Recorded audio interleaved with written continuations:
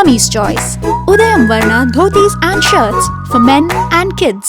Harris Jayaraj இசையில் ஜேடி ஜெர்ரி இயக்கத்தில் லெஜண்ட் சரவணன் நடிக்கும் தி லெஜண்ட் இன்றைய காணுங்கள் உங்கள் டிஸ்னி பிளஸ் ஹாட் ஸ்டாரில். ராமராஜன் தர டிக்கெட்டுன்னு வாங்கலைங்களா, அது மாதிரி கீழ் லோக்கல்ல இருந்து மேலே வந்தவர். ஒரு தியேட்டர்ல டிக்கெட் கிழிச்சு கொடுக்குறவராக இருந்து தியேட்டர் ஆப்ரேட்டரா போய் டைரக்டர் ஆகணும் தான் அவருடைய பெரிய ஆசையே தான். அவருக்கு நடிக்கணும்ன்ற ஒரு இதுவே கிடையாது.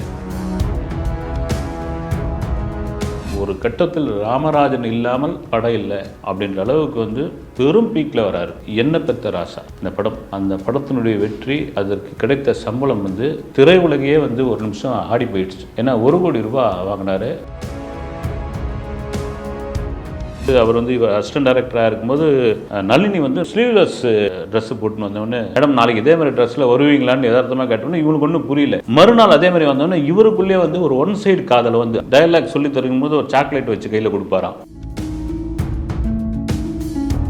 பொண்ணு கேட்கலாம்னு அப்போ நளினியோட வீடு சிந்தாதிரிப்பேட்டையில் இருந்தப்போ போய் பொண்ணு கேட்டு எனக்கு தெரிஞ்சு அடிச்செல்லாம் அமைச்சிருக்காங்க, அவமானப்படுத்தி வெளியே போயா நீ எப்படின்னு இது பண்ணலாம் அப்படின்னு. கலர் சட்டைக்கு பின்னணி என்ன சார்? இப்போ என்ன சொல்லுங்க, அடிக்கிற கலர்னு வாங்க பாருங்க. அது இவருக்கு இயல்பாகவே ஒரு பிடித்த கலராக இருக்கு. கரகாட்டக்காரனில் அந்த ஜரிகை வச்ச மாதிரியான இதெல்லாம் பூ போட்ட இதெல்லாம் இருக்கு இல்லைங்களா, இதெல்லாம் என்ன பண்ணுவாரா, நளினி அவங்க மனைவி நளினியோடைய சேரீல இருக்கிற அந்த ஸ்டிக்கரு இதெல்லாம் கொண்டு இவரே காஸ்டியூம் ரெடி பண்ணி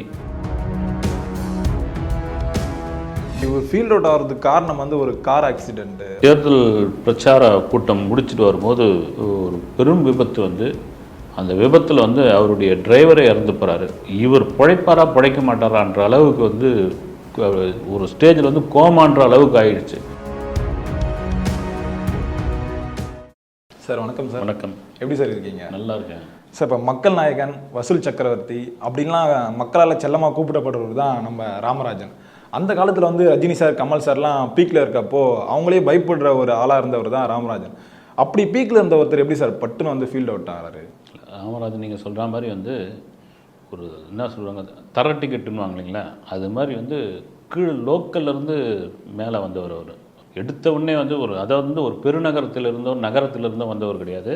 ஒரு மேலூர்ன்ற ஒரு ஊரில் ஒரு தியேட்டரில் டிக்கெட் கிழிச்சு கொடுக்குறவராக இருந்து, டிக்கெட் கிழிச்சு கொடுத்தது எதுக்குன்னா அந்த 4 காட்சி படம் பார்க்கலாம் திரும்ப அந்த வேலைக்கு அதுக்காக தான் சேர்ந்தார்.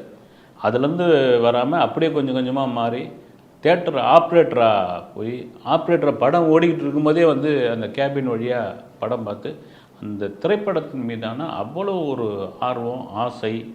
அவருக்கு ஆரம்பத்தில் இயக்குனர் ஆக வேண்டும் அப்படின்றதுக்காக தான் சென்னைக்கு மேலூர்லேருந்து சென்னைக்கு புறப்பட்டு திரு ராமநாராயணன் மறைந்த அவர்கிட்ட அசிஸ்டண்ட்டாக சேர்ந்து பல படங்களுக்கு அசிஸ்டண்ட்டாக பணியாற்றி வருவர். இப்போ இருக்கிற பேரரசுக்கெலாம் சீனியர் அசோசியேட் டைரக்டர் இவர். அப்படி இருந்தவர் இவருடைய இந்த ஆக்டிவிட்டீஸ், அந்த யதார்த்தமான பாவனை, இயல்பாக பேசுகிற ஒரு நடை, அந்த கிராமத்து சாயல், இதெல்லாம் பல பேருக்கு இவரே நடிக்கக்கூடாது அப்படின்ற ஒரு எண்ணம் வரும். சரி, இவர் நடிப்பாரோ நடிக்க மாட்டாரோ, டைரக்ஷனில் எவ்வளோ ஆர்வமாக இருக்கிறாரு அப்படின்போது தான் அழகப்பன்ற ஒரு டைரக்டர் நம்ம ஊர் நல்ல ஊர் அந்த படத்தில் ஹீரோவாக ஃபிக்ஸ் பண்ணுறாரு. அவர் ஹீரோவாக முதல்ல ஒத்துக்க மாட்டேன்றாரு. நான் அதெல்லாம் சரிப்பட்டு வருவேன்னா, இது நான் அந்த ஹீரோ மெட்டீரியல் கிடையாது இப்போ சொல்கிறாங்க இல்லைங்களா, அது மாதிரி அவர் ரொம்ப மறுத்திருக்காரு. இந்த கதைக்கு நீங்கள் பொருத்தமாக இருப்பீங்க அப்படின்போது ரேகா தான் ஜோடி முதல் கதாநாயகி. கடலோர கவிதைகள் ரேகா கூட இவர் அசிஸ்டன்ட் டைரக்டராக பல படங்கள் பணியாற்றி இருந்தாலும் அந்த நாயகனாக வந்தப்போ காதல் காட்சிகள்லாம் ரொம்ப கூச்சமாக இருந்திருக்காரு. அதன் பிறகு டைரக்டர்லாம் சொல்லி என்னையா இவ்வளோ படம் பண்ணிட்டு ஏதோ புதுசாக சினிமாவுக்கு வந்த மாதிரி இது பண்ணுறேன்னு சொன்ன பிறகு அவர் நடிக்க ஆரம்பித்து அந்த படம் ஆவரேஜான ஒரு ஹிட். அந்த படம் ராமராஜன் நமக்கு பக்கத்து வீட்டு மனிதன் மாதிரியே ஒரு கிராமத்து சாய். ஏன்னா எளிமையாக இருப்பார் சார். இந்த சைடு பார்த்தீங்கன்னா ஒரு மாட்டை பற்றி பாட்டு பாடிட்டு இருப்பார், இன்னொரு சைடு பார்த்தீங்கன்னா ஆட்டுக்குட்டி தூக்கிட்டு தோல் மேலே போட்டுட்டு வருவார். எளிமையாகவே ரொம்ப இருப்பார் சார், ஈஸியாக அணுகக்கூடிய ஒரு. அதனால தான் பார்த்தீங்கன்னா மக்கள் மனசில் டக்குன்னு அந்த முதல் படத்துலேயே பச்சுக்குன்னு ஒட்டிக்கிட்டாருன்னுவாங்களே, அது மாதிரி ஒட்டிக்கிட்டார் அவர். அதுதான் எங்கள் ஊர் பாட்டுக்காரன் கங்கை அமரன் முழுக்க இவருக்காகவே ரெடி பண்ண கதை. அந்த படத்தினுடைய வெற்றி என்னன்னு தெரியும். சூப்பர் டூப்பர் ஹிட்டு சாங்ஸ் இளையராஜாவுடைய பாடல்கள் அத்தனை ஹிட்டு. அப்படியே இவருடைய கிராஃப் ஏறின பிறகு நீங்கள் சொல்கிற மாதிரி ஒரு கட்டத்தில் ராமராஜன் இல்லாமல் படம் இல்லை அப்படின்ற அளவுக்கு பெரும் பீக்கில் வராரு. எல்லாமே ஹிட்டு. கால் ஷீட்டுக்கு வெயிட் பண்ணிகிட்டு இருக்காங்க. அதே சமயம் வந்து ரொம்ப பிகு பண்ண மாட்டாப்புல. எனக்கு ரொம்ப கீழ்நிலையிலேருந்து வந்ததுனால யார் வந்தாலும் என்ன வந்தாலும் சரி, எனக்கு பொருத்தமான கதையாக இருந்தால் ஓகே வாங்கண்ணே சொல்லுங்கண்ணே, வேறு எதுவும் வேணாண்ணே, அதை தாண்டி என்னால் இவ்வளோதான் முடியும் அப்படின்ற ஒரு யதார்த்தவாதி. எனக்கே நல்லா ஞாபகம் இருக்குது. வந்து நான் வந்து ஃப்ரீலான்ஸராக வந்த புதுசில் வந்து ஏவிஎம்மில் ஒரு பட பூஜைக்கு வராரு. இவர் பின்னாடி கிட்டத்தட்ட ஒரு 200-250 பேர் அப்படி அப்படி திரண்டு வராங்க. இதுக்கு ஒரு விழா. அதுக்கப்புறம் நடந்த சம்பவத்தை நான் அப்புறம் சொல்கிறேன். நான் நீங்கள் சொல்கிற மாதிரி பார்த்தீங்கன்னா குறிப்பாக வந்து ராமராஜனை வந்து ஒரு உச்சத்தில் கொண்டு வந்து என்ன பெத்த ராசா இந்த படம், அந்த படத்தினுடைய வெற்றி, அதற்கு கிடைத்த சம்பளம் வந்து திரையுலகையே வந்து ஒரு நிமிஷம் ஆடி போயிடுச்சு. ஏன்னா 1 கோடி ரூபாய் வாங்கினாரு. ஏன்னா அப்போ பீக்கில் வந்து ரஜினி சார் இருக்காங்க, கமல் சார் இருக்காங்க. இவங்களெல்லாம் விட அதிக சம்பளம் வாங்கினது யாருன்னு பார்த்தா ராமராஜன் சார். 1 ரூபாய் அதிகமாக வச்சு கொடுத்தாங்க. 1 கோடியே 1 ரூபாய். அதுதான் அங்கே மேட்ரு இருந்து. அதன் பிறகு வந்து ரஜினிக்கு ஏதோ ஒரு படத்தில் வந்து அவருக்கு வந்து இதை வந்து முறியடிக்கணும் அல்லது அவரை கௌரவப்படுத்தணும்னு நாகிரெட்டின்னு நினைக்கிறேன், அவருடைய சம்பளத்தை வந்து பொற்காசு மாதிரி மாற்றி காயினை கோல்டு காயினை மாற்றி ஒரு முடிப்பாக கையில் கொடுத்தாங்க பூஜை அன்னைக்கே. எனக்கு தெரிஞ்சு உழைப்பாளின்னு நினைக்கிறேன் இந்த படம்.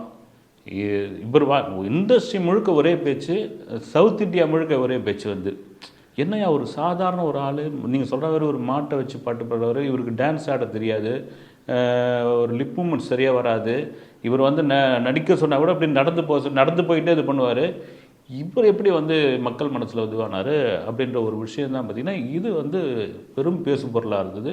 அதன் பிறகு மலன்னு படம். ஆனால் அவருடைய வாழ்க்கையில் மிகப்பெரிய திருப்புமுனை கரகாட்டக்காரன். கரகாட்டக்காரன் பல இன்டர்வியூவில் வந்து பல பேட்டிகளில் கங்கை அமரனே சொல்லியிருக்காரு, சும்மா விளையாட்டுத்தனமாக அந்த கதையை ஆரம்பித்தாங்க நாங்கள். இன்ஸ்பயர் வந்து தில்லனா மோகன் அம்பல் தான். நீங்கள் அப்படியே பார்த்தீங்கன்னா அதுதான் இருக்கும். அதில் மனோரமா சிவாஜி, இதில் வந்து வேற ஒரு செட்டப், அவ்வளோதான். எல்லாமே அது மாதிரி தான் இருக்கும். அவர் சொன்னது என்னென்னா ஜாலியாக போவோம், ஒரு படத்தை எடுப்போம். கங்கை அமரன்லாம் அப்படி தான் வந்து இப்போ வெங்கட் பிரபு மாதிரி எப்படி இருக்காரோ அப்போ அதே தான். நீங்கள் வெங்கட் பிரபு எப்படி பார்க்குறீங்களோ அதே இது தான் வந்து கங்கை அமரன். இன்னும் அதிகமாகவே இது பண்ணுவார். நீங்கள் பழகிட்டிங்கன்னா பயங்கர இதுவாகிடாரு.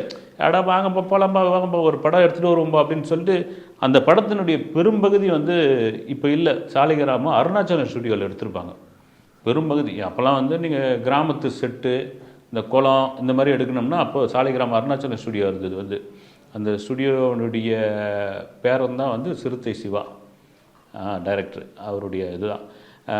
அப்போ அந்த முக்கால்வாசி அதுலேயே எடுத்த படம் வந்து அது கூட சொல்லுவார், இன்றைக்கி எவர்கரன் காமெடி வந்து வாழைப்பழ காமெடி.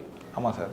கங்கை அமரன் சொல்லுவார், சும்மா அதாவது வந்து கவுண்டமணியும் செந்திலும் உட்காந்துட்டு இருக்கும்போது அவங்க அந்த நேரத்தையும் கால் சீட்டையும் வேஸ்ட் ஆக்கக்கூடாது, இந்த நேரம் ஏதாவது ஒன்று பண்ணணுமே அப்படின்ட்டு அங்கே தோணின ஒரு விஷயந்தான் அது. சும்மா டைமிங்காக அடித்தது வந்து இவ்வளோ பெரிய வைரல் ஆகணும்னு நான் எதிர்பார்க்கவே இல்லை, இதுதான் சினிமா அப்படின்னாரு. அதே கதை தான் வந்து ராமராஜனுக்கு. இப்படி ஒரு சாதாரண மனிதனாக ஒரு சாமானியனாக இருந்து வந்து பார்த்திங்கன்னா இவ்வளோ பெரிய ஒரு பூம் அப்படின்ற அளவுக்கு வந்து மக்கள் நாயகன், உண்மையாகவே மக்கள் நாயகன் தான். எங்கே போனாலும் கூட்டம், எங்கே போனாலும் வந்து ரசிகர்கள். இது இன்னும் கூட ஒரு விஷயம் சொல்கிறேன், பல கிராமங்களில் ராமராஜனுக்கான மன்ற பலகை இருக்குது இல்லைங்களா, இன்னும் இருக்குது. அதுதான் ராமராஜனுடைய பலம். சார் இப்போ இந்த சினிமாவில் வந்து யாருமே வந்து ஈஸியாக வந்துட முடியாது சார். ஏன்னா அவர் கீழேருந்து வந்த ஒரு ஆள், எந்த ஒரு பின்புலமும் இல்லாமல் வந்தால் தான் நம்ம ராமராஜன் சார். அவர் இந்த சினிமாவில் என்ன மாதிரியான கஷ்டங்கள்லாம் அனுபவிச்சார், யாரெல்லாம் அவமானப்படுத்தினாங்க? நிறைய உண்டு. நான் கேள்விப்பட்டது. ஏன்னா ஒரு எளிமையான நடிகர் சார். ஆமாம், நீங்கள் வந்து அசிஸ்டன்ட் டைரக்டராக சேர்றதே பெரிய கஷ்டம். அந்த நேரத்தில் வந்து இவர் மறைந்த ராமநாராயணனுக்கு அவருக்கு முன்னாடி பல பேர்கிட்ட போய் சான்ஸ் கேட்டிருக்காரு. இதில் கதை சொல்லுங்கன்னு வாங்கலாம். இவர் என்ன பண்ணுவாராம், தேட்டரில் பார்த்த படங்கள் இருக்கு இல்லைங்களா, அந்த கதையை சொல்லுவாராம். என்னையா தேட்டரில் பார்த்த கதையை சொன்னானே, தேட்டரில் ஓடுற கதை இந்த கதை எல்லாம் ஒரே கதை தானே அப்படின்போது அங்கேருந்து அமுச்சு விட்ருவாங்க. சொந்த கதை ஏதாவது சொந்தமாக ஏதாவது கதை எழுதி வச்சுருக்கேன்னா அதெல்லாம் கிடையாதுண்ணே, நான் என் வாழ்க்கையோட அனுபவத்துலேருந்து சொல்கிறேன். இப்படியா வந்து இந்த அசிஸ்டன்ட் டைரக்டராக சேர்றதுக்கே பல காலம் அவருக்கு ஆகிருக்குது. கடைசியில் வந்து இவர் தொடர்ச்சியாக வந்து ராமநாராயணனை ஃபாலோ பண்ணிக்கிட்டே இருந்தார். திரு ராமநாராயணன் வந்து ரொம்ப சிறந்த மனிதர். வந்து அவர் வந்து கரெக்டாக ஒருத்தனுடைய திறமையை கேப்சர் பண்ணக்கூடிய ஒருத்தர், பார்த்த உடனே ஜட்ஜ் பண்ணக்கூடிய ஒரு நபர். சரி வா தம்பி இங்கே வாங்கன்னு சொல்லி கடைசி அசிஸ்டண்டாக சேர்ந்து பல படங்கள் ஒர்க் பண்ணி அப்புறமா அசோசியேட் அளவுக்கு ஆகி, அப்புறம் ராமராஜனுக்கு எப்போவுமே என்னென்னா வந்து அந்த காலத்து இப்போ வந்து செகண்ட் யூனிட் தேர்ட் யூனிட்னு பெரிய படங்கள்லாம் பிரித்து விட்றாங்க இல்லையா, அப்போயே பார்த்தீங்கன்னா வந்து ஒரே சமயத்தில் 4-5 ஷூட்டிங் நடத்துவார் ஒரு படத்துக்கு. தன்னுடைய அசோசியேட்டை கூப்பிடுவார். கோவேஸ்வரில் செந்தில் காம்பினேஷன் ஒன்று இருக்குது, நீ வந்து வாகனியில் எடுத்துக்கிட்டு நான் ஏவிஎம்மில் வந்து ஹீரோயினை வச்சு ஒன்று எடுக்கிறேன், இப்படி பிரித்து விடுவார். அப்படி ராமநாராயணன் கிட்ட நிறைய பொறுப்புகளை ஒப்படைச்சவர் அவர். ராமநாராயணனுக்கு பார்த்தீங்கன்னா வந்து டைரக்டர் ஆகணும் தான் அவருடைய பெரிய ஆசையே தான். அவர் 2 படம் கூட பண்ணார். அவர் வந்து அவருக்கு வந்து நடிக்கணுன்ற ஒரு இதுவே கிடையாது. ஏன்னா 30 படம் வந்து அசிஸ்டன்ட் டைரக்டராக ஒரு. ஆமாம், அந்த எக்ஸ்பீரியன்ஸ் பெரிய எக்ஸ்பீரியன்ஸ் அது வந்து நீங்கள் வந்து இவர் ராமநாராயணன் கிட்ட அப்போது வந்து ஒரு பெரும் பீக்கில் இருந்த ஒரு டைரக்டர் அவர் தான் தமிழ் சினிமாவில் அதிக படம் இயக்குனர் அவர். அப்படி இருக்கும்போது அவர்கிட்ட இருந்து ஒரு 4 படத்துலேயே வெளியே வந்துடலாம், அந்த அளவுக்கு தொழில் கற்றுக்கலாம். இவர் தொடர்ச்சியாக இருந்தது என்னென்னா அவர் அவ்வளோ ஃப்ரீடம் கொடுத்துருந்தாரு. இவர் வேற கூட ஒரு அசோசியேட் டைரக்டர் மாதிரியே அவர் இது பண்ணல, டைரக்டர் மாதிரியே பல காட்சியெல்லாம் கூட நீங்கள் பண்ணுங்கள். ராமநாராயணன் வந்து அவர் பேர் குமரேசன் நினைக்கிறார், ராமராஜன் இது உண்மையான பேர் வந்து குமரேசன் நீ பண்ணிடுப்பா, நீ இந்த சீனை எடுத்துரு, நீ இதை பண்ணிடு அப்படின்னு பொறுப்பு ஒப்படைச்சு பண்ண எப்பவுமே அது ஒரு உற்சாகம் இல்லைங்களா. சில டைரக்டர்லாம் வந்து வியூ பாயிண்டரில் கூட கண்ணை வச்சு பார்க்க விட மாட்டாங்க, கடைசி வரைக்கும் கிளாப்போடு அடிச்சு வாழ்ந்தவங்களாம் இருக்கிறாங்க. ஆனால் ராமநாராயணன் அடுத்த நிலைக்கு வந்து ஒருத்தனை கொண்டு வரணுன்ற ஒரு எண்ணம் உள்ளவர். அதுக்கு நம்ம பேரரசுக்கிட்ட பேசினாலே தெரியும். அவர் வந்து தன்னுடைய குருநாதரை அப்படி வந்து சொல்லுவார் அவர். சார் இப்போ ராமராஜன் நளினி இவங்களுடைய காதல் வந்து எப்படி சார் மலர்ந்தது? ஏன்னா இவர் வந்து அசிஸ்டன்ட் டைரக்டராக இருக்காரு, நளினி மேம் வந்து அந்த டைமில் பீக்கான ஒரு ஹீரோயினாக இருக்காங்க. இவங்களுக்குள்ள எப்படி சார் இந்த காதல் வந்து மலர்ந்தது? நிறைய சுவாரஸ்யமான சம்பவங்கள்லாம் கூட சொல்லுவாங்க. குறிப்பாக வந்து அவர் வந்து இவர் அசிஸ்டன்ட் டைரக்டராக இருக்கும்போது நளினி வந்து ராமநாராயணன் படங்களில் பல படங்களில் ஹீரோயினாக நடித்தவங்க. அப்போ வந்து ஒரு ஸ்லீவ்லெஸ் ஒரு ட்ரெஸ்ஸு போட்டுன்னு வந்தவொடனே இவர் கிராமத்துலேருந்து வந்தவரில் அதெல்லாம் பார்த்தவொடனே ஒரு பிரமிப்பாக வந்து இதெல்லாம் பார்த்துட்டு, மேடம் நாளைக்கு இதே மாதிரி ட்ரெஸ்ஸில் வருவீங்களான்னு யதார்த்தமாக கேட்டோன்னே இவனுக்கு ஒன்றும் புரியல. மறுநாள் அதே மாதிரி வந்தோடனே இவருக்குள்ளே வந்து ஒரு ஒன் சைடு காதலை வந்து ஆஹா நம்ம சொன்னவொடனே ஒரு கதாநாயகி ஒரு அழகான இது.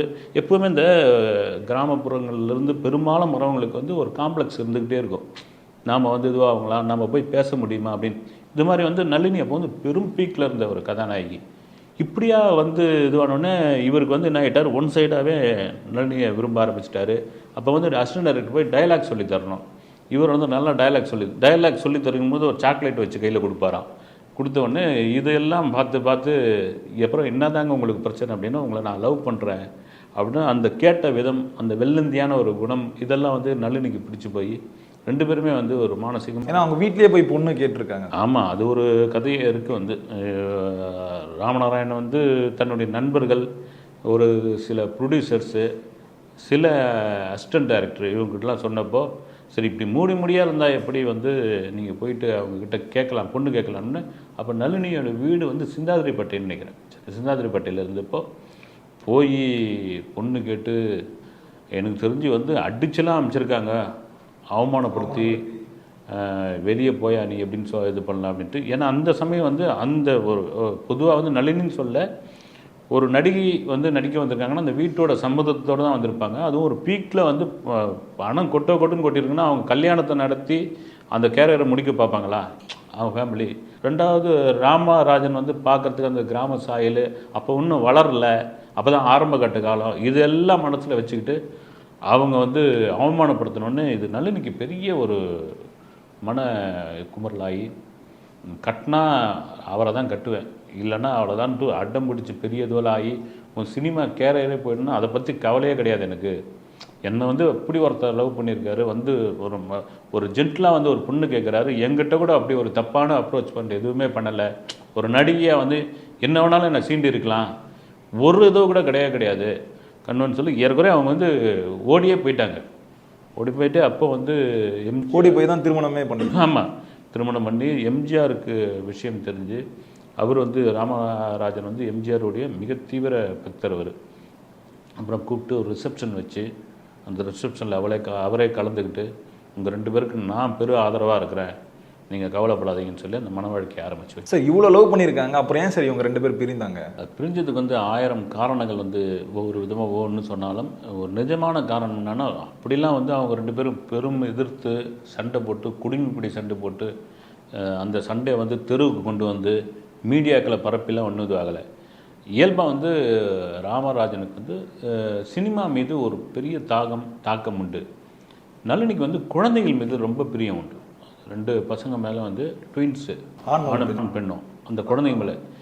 இது என்ன இப்போச்சு ஒரு கட்டத்தில் ராமராஜன் வந்து இந்த குழந்தைங்களை சினிமாவை கொண்டு போயிட போகிறாரோ அப்படின்ற ஒரு பயம் வந்ததாக ஒரு தகவல் வந்து அதுதான் வந்து நளினிக்கு வந்து ஒரு பெரிய இதுவாகி போய் அது சின்ன சின்ன வாக்குவாதமாகி உரசலாகி அது வந்து ஒரு என்ன சொல்கிறது ஒரு சுமூகமாக ஒரு ஜென்டிலாக வந்து நான் என் குழந்தைங்களை பார்த்துக்கிறேன், நீங்கள் உங்கள் வழியை பார்த்துங்க, அப்படி புரிஞ்சது தான் அது. அதே போல் பார்த்திங்கன்னா நளினி சொல்லி வச்ச மாதிரி அந்த 2 பிள்ளைகளையும் படிக்க வச்சு ஒரு பெரிய லெவலில் கொண்டு வந்து அது ஒரு நளினியுடைய பல பேட்டிகளில் வந்து ஒரு பெருமிதமாகவே சொல்லியிருந்தாங்க. அந்த மகனுடைய கல்யாணத்துக்கு நான் ராமராஜன் வந்து கலந்துக்கிட்டு அந்த பாத பூஜையெல்லாம் சேர்ந்து பண்ணதெல்லாம் பார்க்கும்போது இவங்க பிரிவு வந்து ஒரு பெரும் காரணத்துக்கான பிரிவே இல்லை, குழந்தைகளுக்கான ஒரு பிரிவாக தான் இருந்திருக்கு. அந்த குழந்தைங்க கூட ஒரு 2-3 இன்டர்வியூ கொடுத்துருந்தாங்க. அங்கே வந்து அப்பாவெல்லாம் போய் பார்ப்போம், அவர் ரொம்ப இது பண்ணுவார், எப்படி இருக்கீங்க, நீங்கள் அம்மாக்கிட்டே இருங்க, அம்மா அவங்கள வந்து என்னை விட நல்லா பார்த்துப்பாங்க அப்படின்னு சொன்னதெல்லாம் வந்து நம்ம பேட்டி படிக்கும்போதே ரொம்ப கண்கலங்கின ஒரு விஷயமாகிடுச்சு. எல்லாம் வந்து அதெல்லாம் ஒரு உருக்கமான விஷயம். சார் இப்போ இவர் ஃபீல்ட் அவுட் ஆகிறதுக்கு காரணம் வந்து ஒரு கார் ஆக்சிடென்ட்டு, அதனால தான் அவர் வந்து அதுக்கப்புறம் சரியாக படங்கள் நடிக்கலை, அதுக்கப்புறம் அந்த சினிமா துறையிலேருந்து கொஞ்சம் விலகி இருந்தார் அப்படின்னு சொல்லுவாங்க சார். என்ன மாதிரியான ஒரு ஆக்சிடென்ட்? இல்லை, அது ஒரு தேர்தல் பிரச்சார கூட்டம் முடிச்சுட்டு வரும்போது ஒரு பெரும் விபத்து வந்து அந்த விபத்தில் வந்து அவருடைய டிரைவரே இறந்து போகிறாரு. இவர் பிழைப்பாரா பிழைக்க மாட்டாரான்ற அளவுக்கு வந்து ஒரு ஸ்டேஜில் வந்து கோமான்ற அளவுக்கு ஆயிடுச்சு. இங்கேருந்து அப்போ வந்து ஜெயலலிதாவுக்கு வந்து தகவல் கிடச்சி செங்கோட்டையன் இன்னொரு மினிஸ்டர் வந்து ஓபிஎஸ் 2 பேரையும் அனுப்பிச்சு நீங்கள் வந்து என்ன பார்த்துக்கிற மாதிரி அவரை பார்த்துக்கணும். அந்த ஒரு வார்த்தை வந்து இப்போ நான் எப்படி அந்த இடத்துல நான் இருந்தேன்னா எப்படி இருப்பேன்னா இவங்க அலறி போய்மா அப்படி போய் டாக்டர்கிட்டலாம் பெரிய ஒரு மருத்துவமனையில் சேர்த்து இவருடைய உயிரை எப்படியாவது மீட்டு கொடுத்துருங்க, ஏன்னா எங்கள் உயிர் வந்து அந்த அம்மா கிட்ட இருக்குது, அந்த ரேஞ்சில் போய் இறங்கி உண்மையாகவே வந்து அவர் மக்கள் மீது வைத்திருந்த ஒரு அன்பு, நீங்கள் ஆரம்பத்தில் நமக்கு கேட்ட மாதிரி கீழ்நிலையில் உள்ளவங்கெல்லாம் மேலே ஏற்றி ஒரு நல்ல மனசு இதெல்லாம் வந்து மீண்டு கொண்டு வந்துருச்சு. ஆனால் அந்த பழைய உடல்நிலை அவருக்கு வந்து தேறி வரத்துக்கு ரொம்ப காலம் ஆயிடுச்சு. கழுத்தில் பட்டை கிட்டலாம் போட்டு கொஞ்ச நாள் வெளியே வராமலே இருந்தார். அப்போ வந்து ஜெயலலிதாவுக்கு வந்து பார்த்துட்டு அவங்களே ரொம்ப கண் கலங்கி போய் நீங்கள் ரெஸ்ட் எடுங்க, உங்களுக்கான எல்லா செலவையும் நான் இருக்கிற வரைக்கும் எந்த இதுவாக இருந்தாலும் நான் பார்த்துக்கிறேன், நீங்கள் கவலையே படாதீங்க. சார் இப்போ வரைக்குமே நம்ம வந்து ஒரு கலராக சட்டை போட்டால் வந்துட்டாம்பா ராமராஜன் ஃபேனு அப்படின்னு சொல்லி ஒரு சம்பவம் இருக்குது. ஏன்னா இன்னைக்கு வரைக்குமே அதை சொல்லுவாங்க சார். அந்த கலர் சட்டைக்கு பின்னணி என்ன சார்? அது வந்து என்னென்னா வந்து அது ஒரு ட்ரேட்மார்க் மாதிரி ஆயிடுச்சு. வந்து பொதுவாக வந்து நீங்கள் கிராமத்தில் நீங்கள் பொதுவாக வந்து இந்த பொங்கல் டைமில் பார்த்தீங்கன்னா தெரியும், இப்போலாம் மாறி போயிடுச்சு, கிராமமாகவே இல்லை. நாங்களாம் இருக்கும்போது அந்த காணும் பொங்கலுக்கு பார்த்தீங்கன்னா அப்படி கலராக அந்த ட்ரெஸ்ஸை போட்டு அந்த பெண்கள் வந்து அந்த ரிப்பனை கட்டிக்கிட்டு தாவணி போட்டு அந்த இப்போ என்ன சொல்லுவாங்க அடிக்கிற கலர்னு வாங்க பாருங்கள், அது வந்து இவருக்கு இயல்பாகவே ஒரு பிடித்த கலராக இருந்தது. இவர் நாயகனாக வந்தவர் காஸ்ட்யூமே இவர் அப்படி தான் வேணும்னு சொன்னாராம். எனக்கு கலராக வேணும், பூ போட்ட மாதிரி வேணும், டார்க்காக வேணும். கேமராமேன்லாம் சொல்லுவாங்களா அப்போலாம் வந்து அந்த ஃபிலிம் இது தானே ஏங்க அந்த இது வந்து எங்களுக்கு தெரிக்குதுங்க, கண்ணு கூசுதுங்கன்னு வாங்கலாம், ஆனால் எடுங்கண்ணே அப்படின்னு வாங்கலாம். அது கடைசியில் பெரிய ட்ரேட்மார்க் ஆகி ராமராஜன் சட்டையனே போட ஆரம்பித்தாங்க. அந்த இதில் அந்த ஸ்டைலையே அவர் மெயின்டைன் பண்ணார். அதற்கு முன்னாடி பாக்கியராஜ் பண்ணியிருக்காரு கண்டி. இதுதான் வந்து அவருக்கு பெரிய இதுவாச்சு. வந்து கரகாட்டக்காரனில் வந்து அந்த ஜரிகை வச்ச மாதிரியான இதெல்லாம் பூ போட்ட இதெல்லாம் இருக்கு இல்லைங்களா, இதெல்லாம் என்ன பண்ணுவாரோ நளினி அவங்க மனைவி நளினியோடைய சேரீயில் இருக்கிற அந்த ஸ்டிக்கரு கலர்மா இருக்கும் sir, red colour blue colour அந்த மாதிரி இதெல்லாம் கொண்டு வந்து இவரே காஸ்டியூம் வந்து ரெடி பண்ணி இது பண்ணியிருக்காரு அவர் வந்து. அதெல்லாம் தான் அவருடைய வெற்றி காரணம். நளினியே கூட ஒரு பேட்டியில் ஒரு வார பத்திரிகையில் அதை சொல்லியிருக்காங்க. அந்த காஸ்டியூம் மேலே அப்படி ஒரு கவனம் செலுத்தக்கூடிய நபரை வந்து அதுதான் பெரிய பேர் வாங்கி கொடுத்தது. நீங்கள் வந்து அந்த கலர் சட்டை அப்படின் போது ஒரு விஷயம் வந்து சொல்லணும்.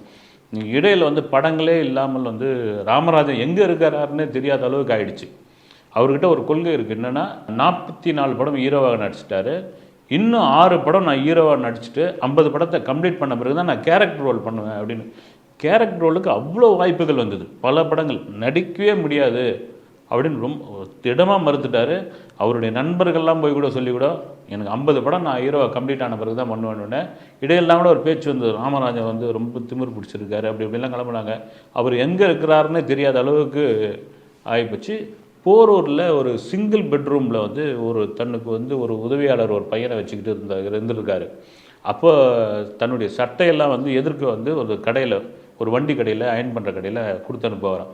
ஒரு 2 நாள் 3 நாள் கொடுத்தவங்க 4ஆவது நாள் அந்த அயன் பண்ணுறவர் கேட்டிருக்காரு, என்ன தம்பி ஒரே ராமராஜன் சட்டையாக கொண்டு வரீங்க நீங்கள் அப்படின்ட்டு கேட்டவுடனே அந்த பையன் கொஞ்ச நேரம் சிரிச்சுட்டு இதை வந்து ராமராஜன் கிட்ட வந்து சொல்லியிருக்காப்புல, சரி திரும்ப போக சொல்ல நம்ம பார்ப்போம் அப்படின்ட்டு காரில் வந்து ஏதோ ஷூட்டிங்கே இங்கே கிளம்பிருக்க வாடகை காரில் அப்படி அந்த கடை ஓரம் நிறுத்துக்கணுன்னே இவன் இந்த பையன் கார் கண்ணாடி இறக்கியிருக்கான். என்ன தம்பி சட்டை எப்போ நாளைக்கு கொண்டு வரீங்களான்னு, நீங்கள் யார் சட்டைன்னு சொன்னீங்க அப்படின்னு கேட்டுருந்தேன். அது ராமராஜ சட்டை அப்படின்னு. இவர் என்ன பண்ணாரு, கார் கண்ணாடி இறங்கியிருக்காரு.